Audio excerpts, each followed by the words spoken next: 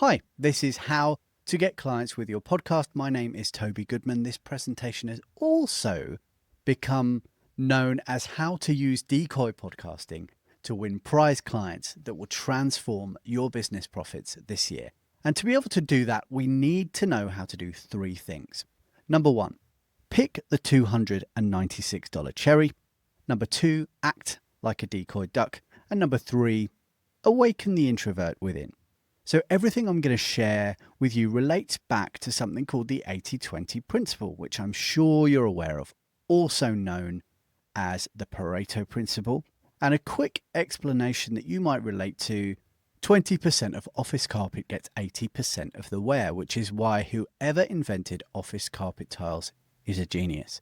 If you've got 10 shirts in your wardrobe, you're going to wear 2 of those most of the time. And if you own 50 pairs of shoes, you're going to wear 20 pairs most of the time, and you've probably got a shoe problem. The point is, this 80-20, once you understand it, you see it everywhere. But here's the thing, it also relates to problems. You get 80% of those from your bottom 20%.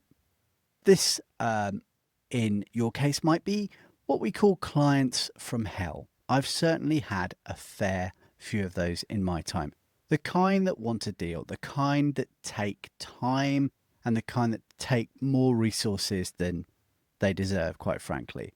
Now, the middle 60% of your clients, they keep things ticking along. But here's the thing. What if you could use your podcast to attract more of the top 20%, or even narrow down and get the top 20% of the top 20% of your best kind of clients? Your business, your revenue, and your profits that would absolutely explode. And so here's a graphic illustration of what that might mean to your business using cherries. From the bottom 20% up, those green ones, those bottom 20, there's 100 there, poisonous. If you have one of those green cherries, maybe you spend 80% of the day sat on the toilet. The middle 60% of the cherries, that kind of middle largest section, yeah, they're okay. You'd have a cherry, you might not have a cherry, whatever, they're fine. Then we've got the big fat juicy ones on the top, and then at the very top, the top 20% of the top 20% are the extra fat juicy cherries. And they're the kind of cherry that if you had them, you might never forget how amazing they were. And it turns out they're actually a thing. They're called Sato Nishiki cherries. It's what we call the $296 cherry, because that's the kind of money they go for in auction. Just 4 would set you back $1,184, while the other 96 cherries go for, on average, around $8 a pound. And that could really be the difference you're looking at in terms of clients, members, patients, and value to your business. And how do I know? Well, let me share my own personal experience. In actual fact, it's the story of how I discovered the concept of narrow podcasting, which became my best-selling book. And it's a way that I discovered to attract my own $296 cherry clients.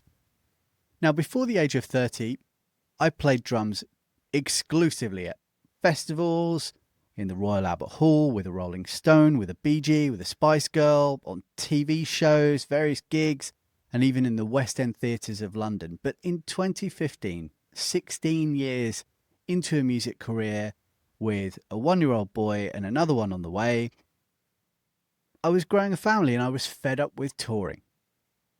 Theatre shows, even local ones, meant missing bedtime. So I balanced my underpaid teaching job at a university with running a party band, like a really good party band with fantastic musicians, but that was my business.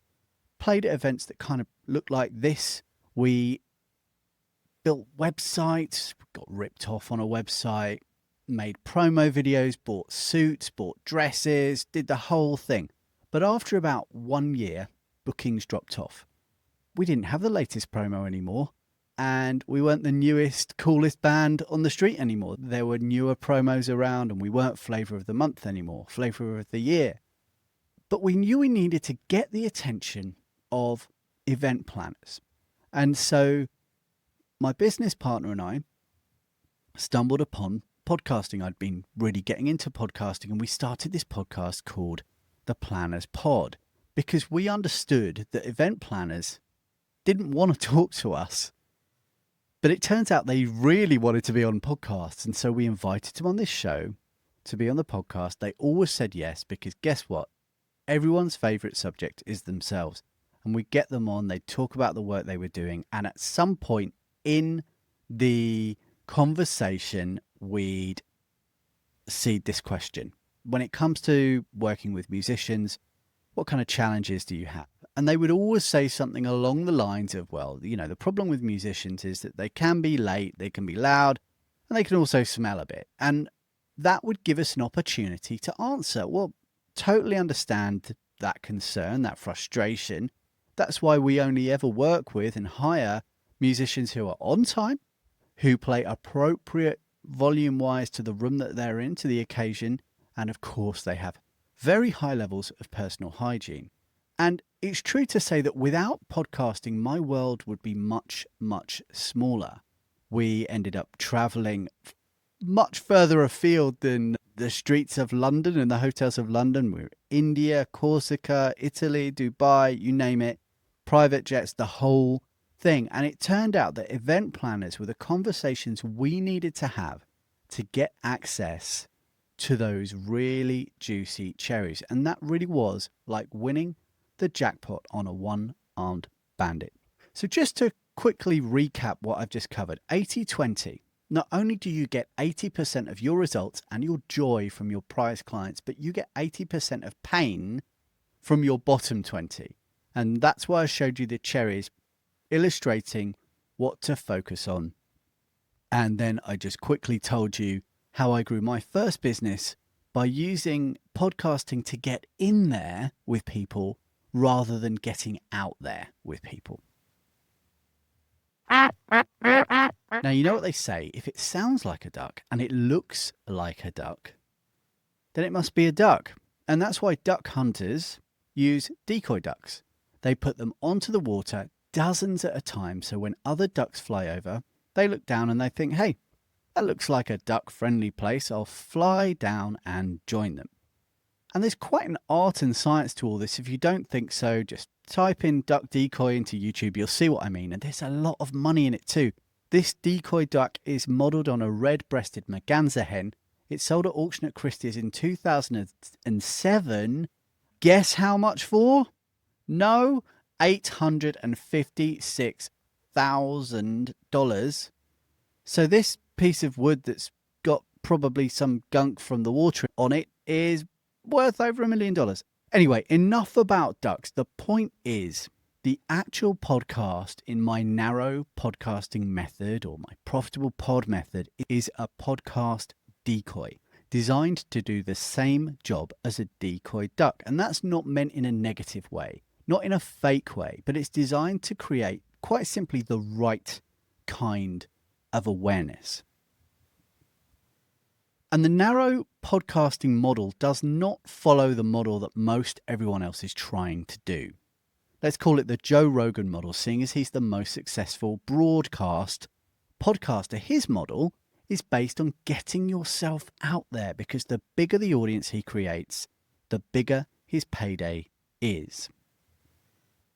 Recently looked, and it turns out he's charging $1 million for an ad spot. He's getting 14.5 million listeners per episode around. And it's rumoured that Spotify are paying him $250 million a year. But again, that's last I checked. I don't know if these are decent stats or not. Whatever. It doesn't actually matter. He's an outlier. The next most successful podcaster has half as many listeners, makes a fraction of what he's making. And look, every day someone starts a podcast thinking that they're going to be the next Joe Rogan. And that's great. But narrow podcasting is different than normal podcasting. Narrow podcasting is not about getting yourself out there like Joe. It's about getting yourself in there, interviewing people that can either become clients because they are a $296 cherry themselves, or like in my example, can refer you to a lot of other $296 cherries. And that's why we call it a decoy podcast. let me show you now exactly how narrow podcasting works with a real life example. Now, maybe you're a bit like me and you ignore most all unsolicited requests on LinkedIn and email and the socials. But if I told you I'd just spoken about you on a podcast and sent you a link, what would you do? You'd have to be like Jeff Bezos famous not to check it out, right? You'd be curious. You'd want to listen to it. What's this person talking about me for? What's going on?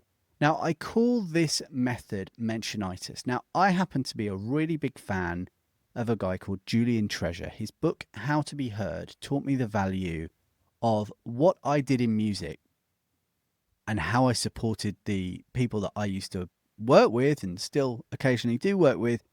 And he showed me the line between how I can help professionals in business perform in the moment it matters using a podcast. But to give you an idea of Julian's numbers, just quickly, he's had over 150 million views on his TED Talk. It's often within the top 10 TED Talks of all time. One of his many TED Talks, I think he's done 4 or 5 now. And I spoke about him on a podcast and I told him using an acronym. I'm going to give you one acronym.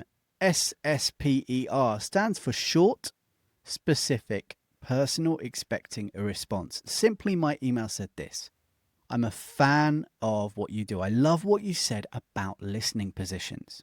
Here's a link to a podcast where I spoke about your work. I'd love to know what you think. That's it. Short, specific bit was about listening positions. And then a quick, very subtle, expecting a response call to action, which is, what do you think? I'd love to know what you thought, right? Now, his response led him to asking me if I'd like to interview him on my podcast, which was incredible. There he is. And so I've come to call this strategy mentionitis. And ultimately, that led to a business relationship with Julian, and absolutely fantastic. Got to know a guy who's a real inspiration. Now, there are many more ways to get in with interesting people who could become clients, but also can be powerful referrers or partners, or maybe more than one of those things, right? And so for credibility reasons, using these strategies to create relationships and business with some great people, I've managed to meet Lamine Abdul-Malik, who is a Nobel Peace Prize winner. I've managed to meet and work with a 4 times board certified oncologist, Mitch Winkler, who's been a fantastic client.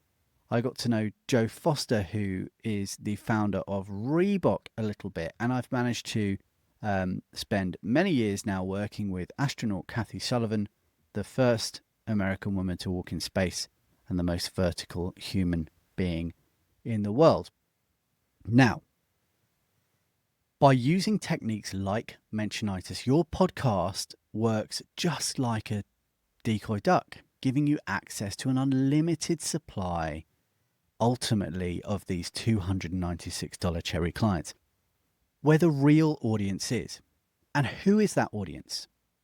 Well, that audience is you. So to recap, the duck is about landing guests. The Joe Rogan thing is about not getting yourself out there, but getting yourself in there.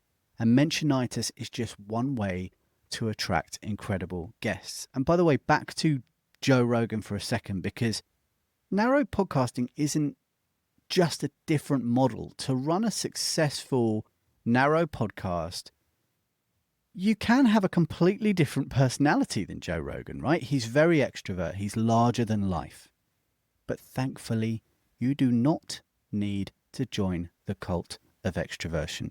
In fact, to borrow from the title of Tony Robbins' best-selling book, in which he said you should awaken the giant within, I think it's easier many times, especially when it comes to audio, especially when it comes to podcasting, if you awaken the introvert within. And I cover this in my own best-selling book, Narrow Podcasting. Now, if you're a psychopathic extrovert, that's fantastic, but frankly, I'm never at the front. Doing this as a recording, way more comfortable than standing on stage doing it for me. even when I'm doing these big gigs as a musician, the bigger the gigs I got, more often than not, the fewer notes I was required to play, because actually I was hired as a drummer to give the artist space, to frame their space. And that's the same with your guests. You meet your guests where they are and you listen twice as much as you speak. I often say to my kids, 2 ears, 1 mouth. But getting them to speak, it can be challenging. And so I want to recognize my incredible friend and sometime business partner, Leo Hornack, who created some incredible podcast episodes before most people even knew it was a medium, including Abdi and the Golden Ticket from This American Life. And he's worked with me on Astronauts, which is incredible astronauts from different generations comparing notes. Incredible man. And he taught me something really valuable when it comes to interviewing people. Rather than ask them what they think, use memory instead. So, for example, I could say, hey, what's your favorite podcast? Or I could say, what's your memory of hearing the first fantastic podcast episode you ever heard? Right, where were you? I remember I was on a train. I was going through a breakup. I was listening to this podcast and this guest really helped me understand this. Or this podcast host recommended a book that changed my life. And you remember where you were, right? During these big important events. And the thing is, memories activate the feeling part of your brain. And so I argue every single day of the week, you're going to create a better podcast just to listen to for anyone as these people emote, as they share their memories. And the thing about memories is they increase bonds with the person they're telling the story to. And remember, I said, you are the audience. And that means you make them the star. How good does it feel making a baby happy? It's really addictive. It's good being the favorite uncle or aunt, or dare I say parent, even though I definitely wasn't the favorite parent this morning. Make your guest the star. Ask those questions. Make them feel heard. Ask questions that prevent them from giving you their standard, I'm on a podcast, this is what I say on a podcast. You know, that's really important, because then you get a unique interview, you get unique content, and you get a unique bond between you because they've shared that memory. So use that. And by the way, you know that moment after a podcast, you've just stopped the official recording and you're saying thanks and it's lovely and you're just wrapping up the call, maybe if you're doing it online. Do you know what I call that moment? Well, I've written about it and I call it post-coital pod. It's the moment where more often than not, your guests will say, how was it for you? How was I? And if you've listened, you will know what to say next. Now it's appropriate to ask questions that it wasn't appropriate to ask them before. You mentioned looking for a graphic designer. You mentioned you need a new CFO. Can I make an intro to a great person I know? You're not pitching them. You're just supporting them, right? Because their listening position has changed. Credit to Julian Treasure, from maybe unsure or even defensive to open, because you asked interesting and interested questions. Would you be open to speaking about that more next week, or when's a good time to chat on Wednesday? Each episode that you create is an asset for your business. And remember that. It's the key that unlocks the door for relationships. It's been said that podcasts are the relationship medium. But because they're assets, they need maintaining, just like the roof on a house. And each episode is a mini asset with one thing that they all have in common. And the thing that they have in common is it's you. And your alumni become your impressive spread of decoy ducks that attract more ducks, that allow them to bring you more cherries. And so be responsible for maintenance with follow-up, because it builds relationship capital, and keep in touch with people. Now, Porter Gale said, your network is your net worth. And I know it's a cheesy cliche, but it is that for a reason. I've really come to believe that is true. So the mechanism to build your network for your business in 2026 and beyond is your podcast. Now, at the beginning of this video, I told you I was going to show you how to get clients with your podcast by using decoy podcasting to win prize clients that will transform your business profits this year. Now, pick the $296 cherry was about the 80-20 principle. 20% give you 80% of your results. I showed you those cherries and we talked about focusing in on the top 20% of the top 20%. And I also told you a quick story about how I grew my first business by getting in there and not out there. And the duck, well, the duck was about creating a friendly landing space and attracting your guests with love and creating a remarkable podcast where people in and around your target market cannot help but talk about the podcast and you, because nothing else matters when it comes to business, right? You're trying to grow and scale your business and get more clients. And Awaken the Introvert Within was about making these people the star of the show, listening more. Give good pod. Give good post-coital pod and ask questions in the right moment to move your relationship on. And lastly, maintain your asset with follow-up and keep in touch and stay in their world.